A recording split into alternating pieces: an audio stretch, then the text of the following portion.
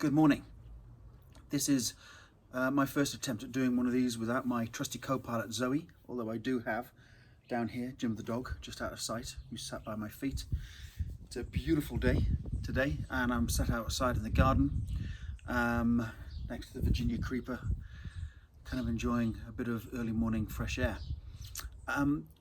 Last time we did one of these, we talked about how to train, and it got me thinking that that's actually a really good foundation block to build a series of workouts from. And so we're going to call this little podcasty chatty thing, How to Train, the Rule of 5. So I've got 5 rules that I'm going to throw at you, and each one of those 5 rules has got 5 mini rules as part of it, which sounds complicated, but bear with me. I've had quite a few messages from people saying that they enjoyed the How to Train video and there's some interesting information there, but what now? What do you do next? So I wanted to do this video to sort of talk about what to do next, and not just to talk about it, but then actually show you in a video that I'm going to post up after this. So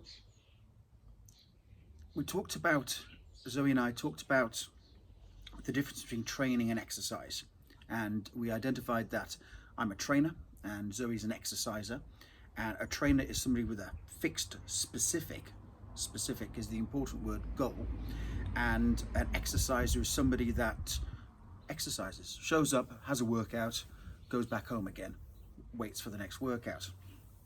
And there's advantages and disadvantages to both. But trainers are normally fairly self-contained people. They've got a fixed goal that they're going to train for, and it might be training for a marathon, it might be getting stronger, it might be training for a specific event or competition that's coming up, it might be a power lifter.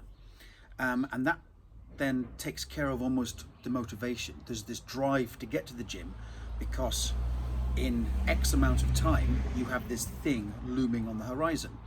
And I always had a thing to train for. I've always been a competitive person. I've competed in a lot of different things. Trouble is, when you're 50 years old and you're not competitive anymore, it actually makes it harder in some ways to train, to find the motivation. And by a long way, habit beats motivation, because when motivation runs out, the habit is still there. So this is about trying to change your habits and trying to change your mindset in a no bullshit kind of way. So how do you train if you are relatively new to exercise?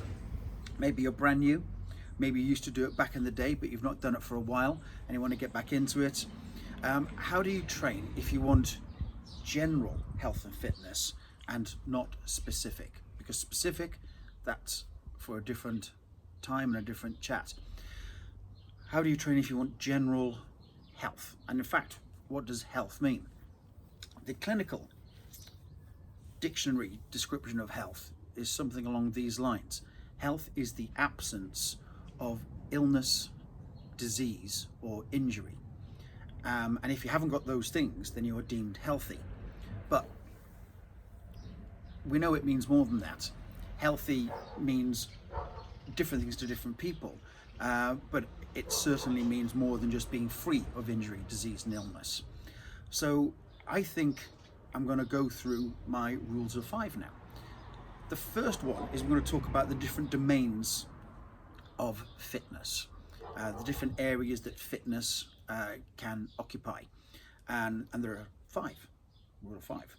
There's strength, power, muscular endurance, stamina, and flexibility. They're the big 5. There's also other ones like agility, balance, body composition, coordination, and proprioception. But the big 5 are the strength, power, muscular endurance, stamina, and flexibility. Flexibility is fairly obvious. It's, do you have adequate range of motion, or even good range of motion?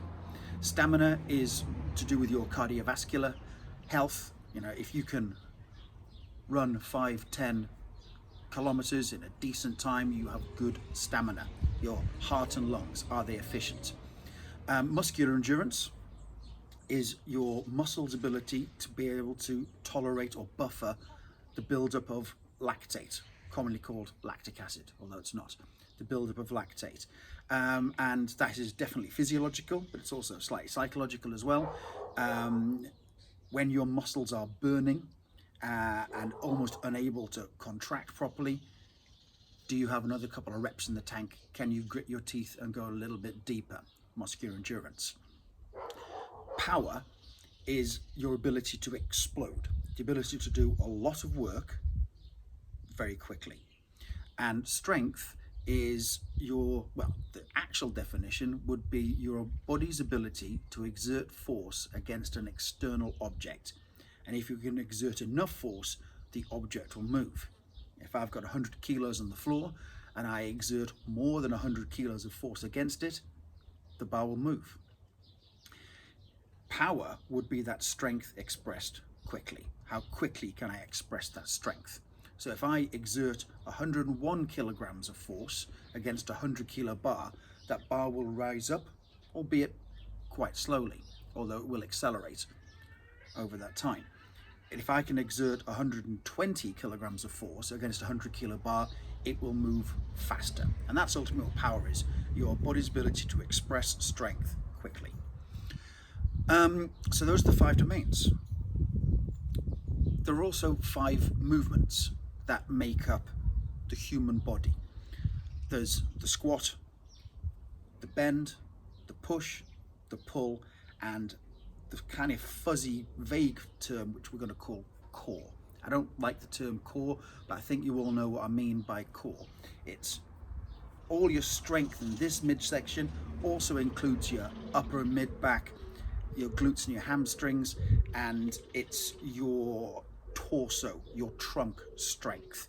The ability to move and the ability to resist movement would be your core. We're going to call it core. You know what I mean by core. All of those movements can be split up into different sections. So just in the squat section, you could have front squats, back squats, lunges, step-ups. We talked about this on the other video. So we've got 5 domains and we've got 5 movements. As a beginner, in fact, as anyone that isn't training specifically for one thing, I believe that every time you train, you should train all 5 movements, the squat, the bend, the push, the pull, and your core. And you should definitely try to dip into all 5, if not most of the 5 domains. So there should be an element of strength, power, muscular endurance, stamina, and flexibility. They don't have to be done in the same session, but I do think that you should cover those domains each week. On top of all that, there's then 5 variables. The 5 variables are load, how much weight is on the bar or in your hand, if you're doing a kettlebell exercise, or how much do you weigh, because that has a massive effect on body weight exercises. I weigh about 120 kilograms.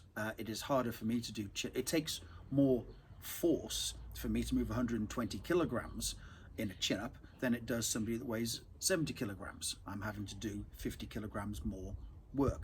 So load is important as one of the variables. Technique is one of the variables. If you're moving 120 kilograms but with absolutely dog shit technique, you're not actually training effectively or efficiently, and you might damage yourself. You're certainly going to put a ceiling on your ability to be able to progress the weight. So technique's very important. Volume. Volume is how much work do you do? Okay, how many sets and reps do you do? If you're doing a classic 5 sets of 5 with a sort of medium to heavy weight, that's perfect for the domain of strength training. If you're doing, say, an Olympic lifting snatch, and you're doing 5 to 7 sets of 1 or 2s, then you're sort of starting to go into the power domain.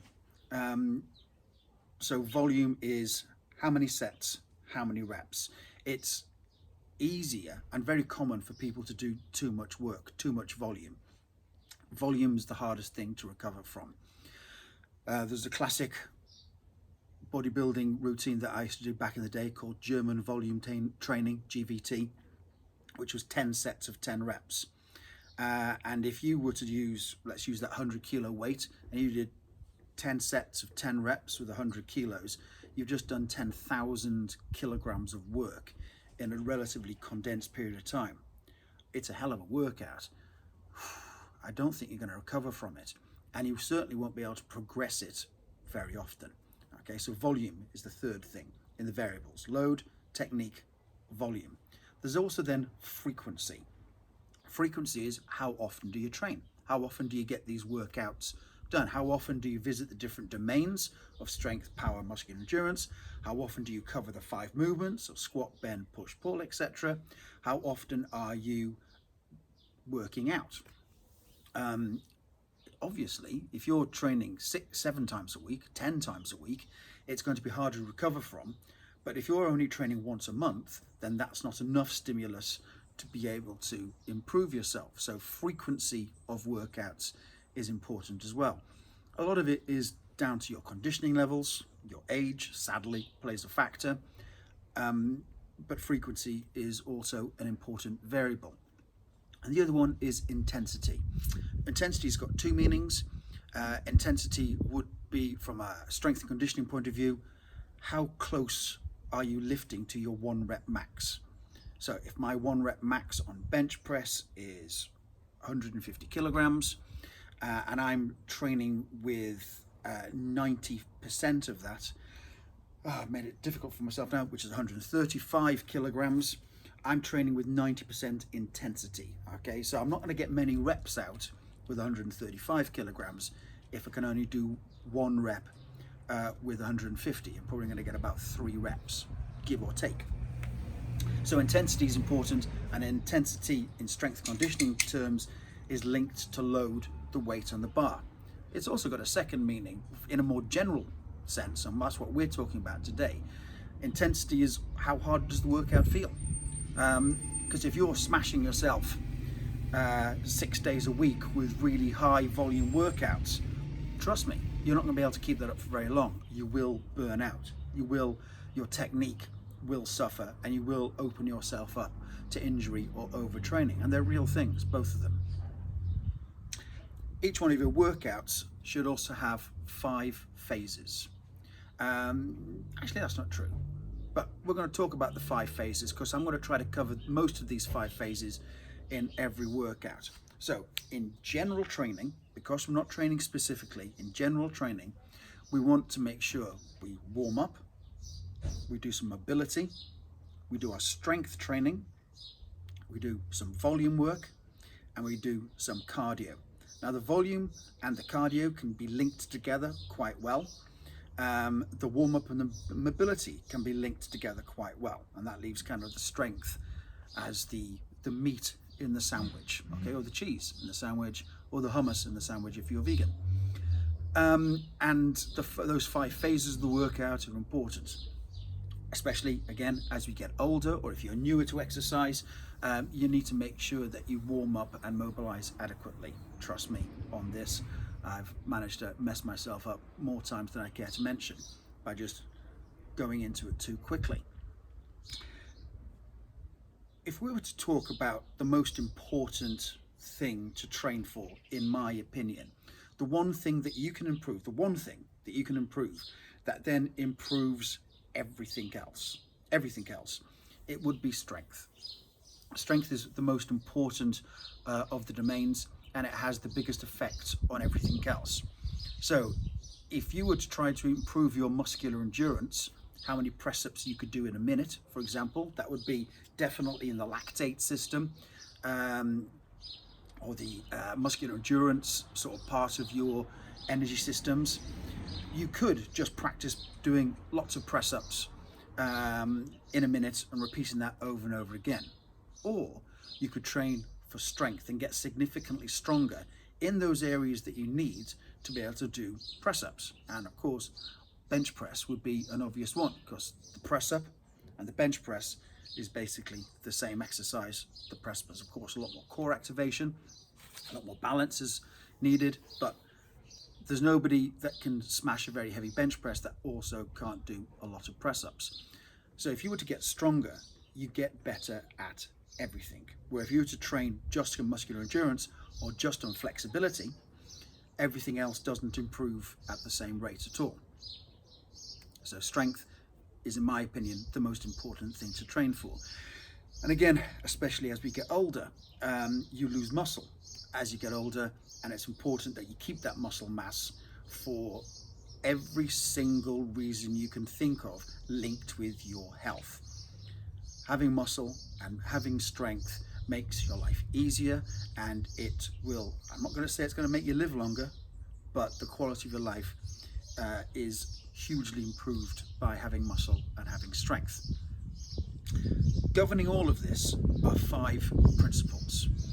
5 principles are: show up. This is the habit thing, okay? Don't wait for motivation, don't wait for willpower, don't wait for some aligning of the planets and the stars to make sure that you are absolutely optimal to be able to perform today's workout. Just show up and do it, okay? Rule 1, show up. Rule 2, do something. Do something. Habit beats everything else. Rule 3, repeat that often. There's no point in having a workout once a month. Arguably, there's no point in having a workout once a week, although that's better than nothing. Once a month almost isn't better than nothing, almost. You need to repeat often. How often? That's up to you. 2 to 5 workouts a week, I think, is you're in the right sort of realm, depending on how intense your workouts are. Show up, do something, repeat often. Rule 4, well, this is down to nutrition, and it is: don't eat like a 5-year-old. These principles, by the way, are 100% stolen from Dan John. May he live forever. So show up, do something, repeat often. Don't eat like a 5-year-old.